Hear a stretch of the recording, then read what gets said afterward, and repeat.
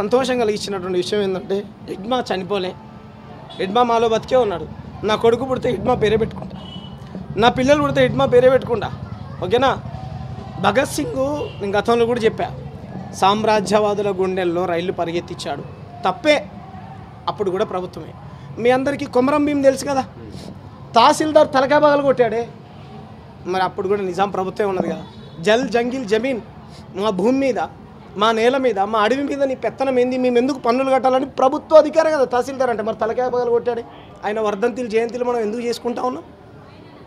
నీ ఇల్లు కట్టుకున్నటువంటి నీ అందమైన ఇల్లుని ఎవడన్నా కూల కొడతానంటే నువ్వు ఊకుంటావా? ఒకటే భాష ఉండాలి. ఆ తల్లి దగ్గరికి తెలంగాణలో ఉన్నటువంటి కొన్ని ఛానల్స్ పోయినాయి, ఆ తల్లికి తెలుగు వస్తుందా?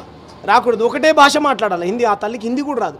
భాషాధిపత్యం, కులాధిపత్యం, ఇదెక్కడ ఆధిపత్యం? కాబట్టి ఆదివాసీ సంస్కృతి సాంప్రదాయాలని నాశనం చేయాలని, ఆదివాసులు బతుకుతున్నటువంటి కొండల్ని లేకపోతే భూముల్ని వాటన్నిటిని పెట్టుబడిదారులకు ఇంతకుముందు నేను చెప్పినట్టు ఆ కంపెనీలో కట్టబెట్టడం కోసం మాత్రమే వాళ్ళు ఒక పద్ధతి ప్రకారం ప్లాన్ చేసుకుంటూ పోతూ ఉన్నారు. ప్రజలన్నీ పసిగడతా ఉన్నారు. ప్రజాస్వామ్యవాదులుగా